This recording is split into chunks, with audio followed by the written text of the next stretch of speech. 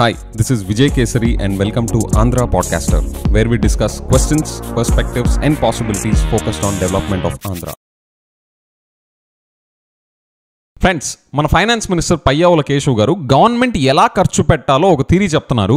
Mind block అయిపోద్ది అనమాట. విన్న తర్వాత ఈయన మన ఫైనాన్స్ మినిస్టర్ అని తలబట్టుకుంటారు. చూడండి, నేనైతే ఈ అవగాహనతో ఉన్న వాళ్ళు మన గవర్నమెంట్ ని రన్ చేస్తున్నారా, ఈయన మన ఫైనాన్స్ మినిస్టరా అని చెప్పి నేను షాక్ అయ్యా. ఒక రకంగా మన స్టేట్ ఆర్థిక విషయాల గురించి ఆలోచించే వాళ్ళు, కన్సర్న్ ఫీల్ అయ్యే వాళ్ళు ఆయన చెప్పింది వింటే భయపడతారు. నేను ఇప్పటిదాకా ఒక ఫైనాన్స్ మినిస్టర్ ఇలాంటి స్టేట్మెంట్స్ చేయడం అయితే చూడలేదు. ఒక్క చోట మాత్రం నాకు షాక్ అయ్యే అనిపించలేదు. అది ఎక్కడ అంటే, ఇలాంటి వాళ్ళు మన సిబిఎన్ గారి టీంలో ఉన్నారా అన్న చోట మాత్రం నేను అసలు షాకే అవ్వలేదు. It made absolute sense that our CBN గారు team is like this, especially his finance minister is like this. మీకు ఇప్పుడు 2 క్లిప్స్ చూపిస్తాను ఆయన మాట్లాడింది. ఒక్కొక్కటి ఒక్కొక్క ఆణిముత్యం అనమాట. ఫస్ట్ ఆణిముత్యం ఇప్పుడు చూడండి. ఆయన్ని ఒక జర్నలిస్ట్ అడిగిన క్వశ్చన్, 11 నెలల్లో ఫైనాన్షియల్ పొటెన్షియల్ ఎంత పెరిగింది. యాక్చువల్గా 13వ నెల ఇది. 13వ నెలలో కూర్చొని 11 నెలల్లో అని ఎందుకు అడిగారో నాకు తెలియదు. బట్ ఫైనాన్షియల్ పొటెన్షియల్ ఎలా ఉంది అని చెప్పి అడిగిన క్వశ్చన్కి మన ఫైనాన్స్ మినిస్టర్ పయ్యావుల కేశవ్ గారు రెస్పాన్స్ ఒకసారి వినండి. అంటే మీరు అడిగింది చాలా ఎలాబొరేట్గా చెప్పాలి. ఇంకో రోజు చెప్తాము, డెఫినెట్లీ చెప్తాం. We owe and responsibility. But గాడిన పెట్టేటువంటి ప్రయత్నంలో 95 కేంద్ర ప్రభుత్వ పథకాలను ఆపేస్తే 75 పథకాలని మేము రివైవ్ చేశాం. అది ఎంత కష్టపడి రివైవ్ చేశామంటే 60% కేంద్ర ప్రభుత్వం ఇస్తే 40% స్టేట్ పెట్టాలి. ఆ 60%ని వాడేశారు. సో నేను ఈరోజు ఒక పథకాన్ని రివైవ్ చేయాలంటే వాళ్ళ 60% నేను ఇప్పుడు పెట్టాలి, నా 40% పెట్టాలంటే 100% పెడితే తప్ప ఒక్కొక్క పథకం రివైవ్ కాల. అట్లా 75 పథకాలకి 100% మేము పెట్టి స్కీమ్స్ రివైవ్ చేయాల్సి వచ్చింది. బికాజ్ ఎకానమీ అనేది నడవాలి. జగన్మోహన్ రెడ్డి గారు రాష్ట్ర ప్రభుత్వాన్ని కూడా ఒక ప్రాఫిట్ మేకింగ్ సంస్థలాగా చూశాడు. ఎకానమీ అట్లా నడవదు. ఎకానమీ అనేది మనీ సర్క్యులేషన్, లాభమా నష్టమా అనేటువంటిది ప్రభుత్వానికి సంబంధం లేకుండా సమాజంలో డబ్బు చలామణిలోనే ఉండాలి. ప్రభుత్వం ఖర్చు పెడుతూనే ఉండాలి, పెట్టుబడులు పెడుతూనే ఉండాలి, క్యాపిటల్ ఎక్స్పెండిచర్ జరుగుతూనే ఉండాలి. తద్వారా ప్రజలకు ఆదాయం పెరగాలి, ఇన్కమ్ సప్లై కూడా మార్కెట్లో పెరుగుతుండాలి. విన్నారా? ఆయన చెప్పిన థియరీ ఎంత తప్పో తెలుసా? తప్పు కాదు, ఘోరం. నీట్గా ఎక్స్ప్లెయిన్ చేస్తాను చూడండి. ఆయన ఏమన్నారు, గవర్నమెంట్ అనేది లాభంతో నష్టంతో సంబంధం లేకుండా ఖర్చు పెడుతూనే ఉండాలా, పెట్టుబడులు పెడుతూనే ఉండాలా, క్యాపిటల్ ఎక్స్పెండిచర్ పెడుతూనే ఉండాలా. సార్, మీరు చెప్పినట్టు రన్ చేస్తే అది గవర్నమెంట్ అవదు, కంబోడియా దివాలా కంపెనీ అవుతుంది. అసలు మీరేం ఫైనాన్స్ మినిస్టర్ సార్? అదేం థియరీ అసలు? ఇప్పుడు ఉదాహరణకి మన ఏపీఎస్ఆర్టీసీ తీసుకుందాం. ఆర్టీసీ బస్సెస్ బోలెడని రూట్స్ లో వెళ్తాయి. సిటీస్ లో తిరిగే ఉంటాయి, సిటీస్ కి వెళ్లే ఉంటాయి, రూరల్ ఏరియాస్ లో, ఇంటీరియర్ పార్ట్స్ లో కూడా వెళ్లే ఉంటాయి. ఏపీఎస్ఆర్టీసీకి అన్ని రూట్స్ లో ఆర్టీసీ బస్సులను తిప్పడం ప్రాఫిటబుల్ కాదు, ఇది మీకు కూడా తెలుసు. రూరల్ లో ఇంటీరియర్ ఏరియాస్ లోకి వెళ్లే బస్సెస్ ప్రాఫిటబుల్ కాకపోవచ్చు, లాసెస్ వస్తున్నా కూడా రన్ చేస్తారు. ఎలాగా? ఇంకా వేరే ప్రాఫిటబుల్ రూట్స్ నుంచి వచ్చే ప్రాఫిట్స్ తో ఈ లాసెస్ ని కవర్ చేసుకుంటా రన్ చేస్తారు. ఒకవేళ అయినా కానీ ఏపీఎస్ఆర్టీసీకి లాసెస్ వస్తున్నాయి అనుకోండి, ఏం చేస్తారు? ఏపీఎస్ఆర్టీసీ అప్పు తీసుకుంటది, లేదా గవర్నమెంట్ అప్పు తీసుకొని ఏపీఎస్ఆర్టీసీకి ఫండ్ చేస్తుంది. ఇదంతా ఎందుకు చేస్తుంది? పబ్లిక్ కి ఆ సర్వీస్ ప్రొవైడ్ చేయాలని. మీరు ఇంకో ఎగ్జాంపుల్ చూడండి, హైదరాబాద్ మెట్రో. అది ఇయర్లీ 6,000 crores లాసెస్ తో రన్ అవుతుంది. మన విషయంలో గవర్నమెంట్ అప్పు తీసుకొచ్చి ఏపీఎస్ఆర్టీసీకి ఫండ్ చేస్తుంది అనుకోండి, ఆ అప్పు భారం ఎవరు మోయాలి? పయ్యావుల కేశవ్ గారో, సిబిఎన్ గారో, పవన్ కళ్యాణ్ గారో మొయ్యరు, గవర్నమెంటే మొయ్యాలి. మీరు నేను మొయ్యాలి. అండ్ గవర్నమెంట్ కూడా ఎలా మోస్తుంది? వేరే చోట్ల నుంచి డబ్బు తీసుకొస్తుంది. మినరల్స్ నుంచో, పోర్ట్స్ నుంచో, లేదా మీరు నేను కట్టే ట్యాక్స్ రూపంలో వచ్చే డబ్బుల నుంచో అక్కడ నుంచి తీసుకొచ్చి ఆ అప్పు భారాన్ని మోస్తుంది. గవర్నమెంట్ మీద భారం పడకుండా గవర్నమెంట్ ఖర్చు పెట్టడానికి వీలుండదు.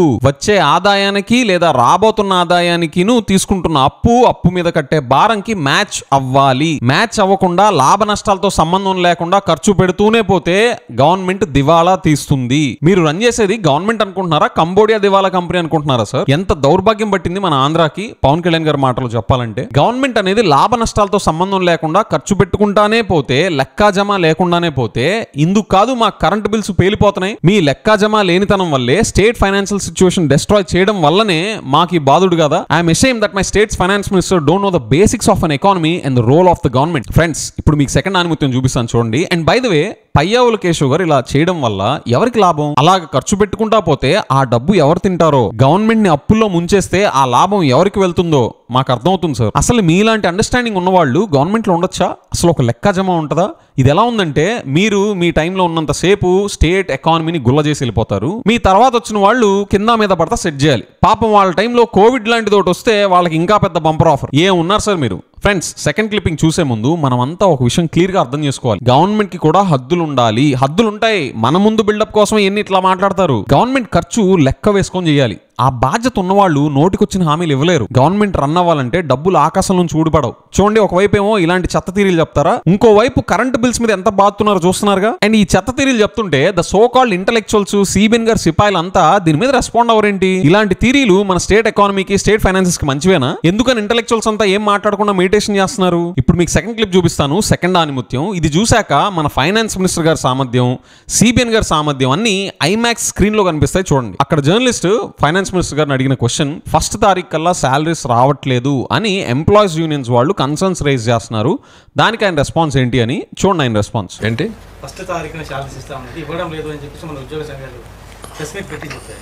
సరే, ఎవరో ఒకరిద్దరికి మిస్ అయ్యి ఉండొచ్చు, కానీ డెఫినెట్గా శాలరీస్ అనేటువంటివి డే 1 స్టార్ట్ అవుతున్నాయి. పెన్షన్స్ అన్ని డే 1 వెళ్తున్నాయి. వెళ్తే 2-3 తారీఖుల వరకు కూడా వెళ్ళొచ్చేమో. కానీ ఈ రాష్ట్రంలో జరిగినటువంటి ఆర్థిక విధ్వంసం, మీరు ఏ ఉద్యోగ సంఘం ప్రెస్ మీట్ పెట్టిందో నాకు తెలియదు. వెంకట్రామరెడ్డి గారు పెట్టారా? సో ఆయన న్యాచురల్లీ ఆయన అఫిలియేషన్ వైఎస్ఆర్సీపీకి అనుకూలంగా ఉన్నాడు కాబట్టి ఆయన పెట్టుండొచ్చు. ఆయనకు జీతం ఏ రోజు వస్తుందో నాకైతే తెలియదు. కాకపోతే ఒక్కటి చెప్పదలుచుకున్నాను, ఎట్లా పెరిగింది అనేటువంటిది నాకు కూడా తెలియదు. నేను ఉద్యోగ సంఘాల వల్లనే అడిగాను. మనకు కంపారిజన్ తెలంగాణకి తీసుకొచ్చాను నేను. ఇద్దరం ఒకే స్టేట్గా ఉన్నాం, విడిపోయాం.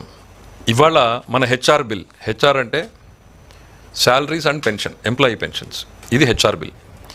ఈ రెండూ కలిపితే ఎంత ఉన్నాయి అంటే రాష్ట్ర ఆదాయంలో 99% ఈ రెండింటికి వెళ్తూ ఉంది. 99% హెచ్ఆర్ బిల్. అదే తెలంగాణకు వచ్చేటప్పటికి ఇట్ ఈస్ అరౌండ్ 40%. నేను చెప్పేది కాగ్ రిపోర్ట్స్ని రఫ్గా మేము వెరిఫై చేసినప్పుడు 45 కాదు, ఒకవేళ కరెక్షన్ తర్వాత వెళ్తే అంటే 50% అనుకోవచ్చు. నేను వాళ్ళని అడిగాను చాలామంది, ఎందుకు ఇంత గ్యాప్, ఎందుకు మనకి వాళ్ళకి ఇంత గ్యాప్ ఉంది, ఇంత ఎక్స్పెండిచర్ మనకి ఎందుకు పెరిగింది, రకరకాలుగా చెప్తూ వచ్చారు. సంఘాల వల్లనే అడిగాను నేను కూడా. ఎందుకనంటే డెఫినెట్గా I believe because they are more experienced. నాకన్నా ఈ రాష్ట్రంలో 30-40 ఏళ్ళు వాళ్ళకు ఉన్నారు కాబట్టి రకరకాల మంది చెప్పారు. ఒకటి మధ్యలో వచ్చినటువంటి సెక్రటరేట్ స్టాఫ్ వల్ల కొంత పెరిగిందని, లేకపోతే మనకి డివిజన్లో ఎక్కువ వచ్చారని కారణాలు అయితే స్టడీ చేయాలి. That is the burden the state is going through now. 99%.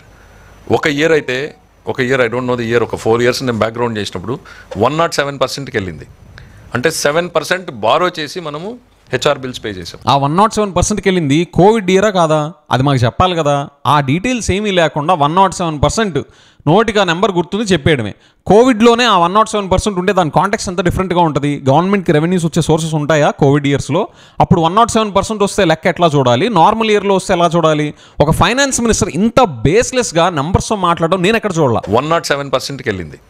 అంటే 7% బారో చేసి మనము హెచ్ఆర్ బిల్స్ పే చేసాం. This was a rough analysis we made. Error can be there, ఒక 1% అటు ఇటు, కానీ this is the rough analysis. So this is the burden. మరి అట్లాంటి పరిస్థితుల్లో మేము గాడిన పెట్టి తీసుకొస్తూ ఉంటే వెంకట్రామరెడ్డి గారికి అంత ఆషామాషిగా ఏం కనపడిందో నాకైతే తెలీదు.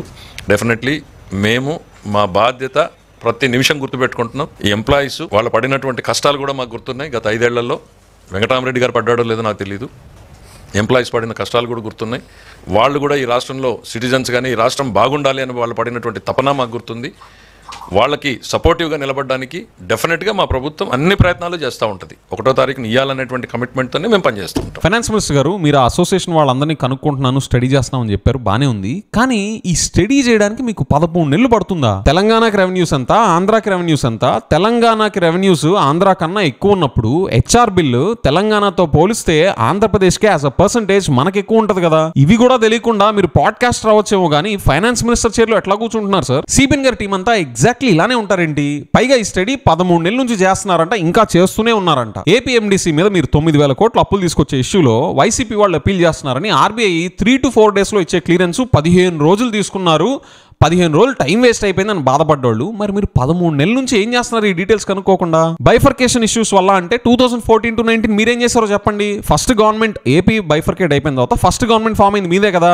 మీ దగ్గర ఆన్సర్స్ ఎందుకు లేవు? ఇవేమీ చెప్పుకోలేక ఆ కన్సర్న్ రేజ్ చేసిన వెంకట్రామరెడ్డి గారి మీద వైసీపీ స్టాంప్ వేసాకనే పని అయిపోయింది. ఇంకా మేము చూసే వాళ్ళంతా మీరు ఏది చెప్తే అది విని క్లాప్స్ కొట్టాలి, అంతేనా సార్? ఏ జమానాలు ఉన్నారు సార్? మీరు 13 months ఏం చేశారు? హెచ్ఆర్ బిల్లు తెలంగాణతో పోలిస్తే ఆంధ్రాకి ఎందుకు ఎక్కువగా ఉంది అన్న విషయం కనుక్కోవడానికి మీరు 13 months పడుతుంది, ఇంకా స్టడీ చేస్తూనే ఉన్నారంట. సార్, నో వండర్ మీ అడ్మినిస్ట్రేషన్ లో ఆ Simhachalam temple disaster, Vijayawada floods, ఆ తిరుపతి తొక్కిసలాట మీ అడ్మినిస్ట్రేషన్ లో జరగడం అసలు ప్రశ్నార్థకమే కాదు. ఇంత లౌజీగా పనిచేస్తుంటే డిజాస్టర్స్ కాకుండా ఇంకేమవుతాయి? అండ్ సార్, మీ చేతుల్లో కూడా మంచి ఫైనాన్షియల్ డిజాస్టర్ కి రంగం సిద్ధం అవుతున్నట్టే ఉంది. సార్, ఓవరాల్ గా గవర్నమెంట్ ఎలాగ ఖర్చు పెట్టాలి అని మీరు చెప్పే థీరీలు వింటుంటే ఈ 13 నెలలుగా మీరు ఆ హెచ్ఆర్ బిల్ సంబంధించి టైం ఎలా వేస్ట్ చేశారో అని చూస్తుంటే మీరు ఫైనాన్స్ మినిస్టర్ ఏంటి, సిబిఎన్ గారు 4 times చీఫ్ మినిస్టర్ ఎలాగయ్యారు అనే డౌట్స్ వస్తున్నాయి సార్. ఏమాత్రం ఏమాత్రం బేసిక్స్ కూడా తెలియకుండా గవర్నమెంట్ లో కూర్చొని కోట్ల మంది జీవితాలు వాళ్ళ ఫ్యూచర్ ని డిసైడ్ చేసే పొజిషన్స్ లో మీరు ఎలా కూర్చోగలుగుతున్నారు అనే డౌట్స్ అరేజ్ అవుతున్నాయి సార్. ఫ్రెండ్స్, మీకు కూడా నాలాగే డౌట్స్ వస్తుంటే కామెంట్స్ లో హౌ అని మెన్షన్ చేయండి. With that I will see in the next episode. Bye.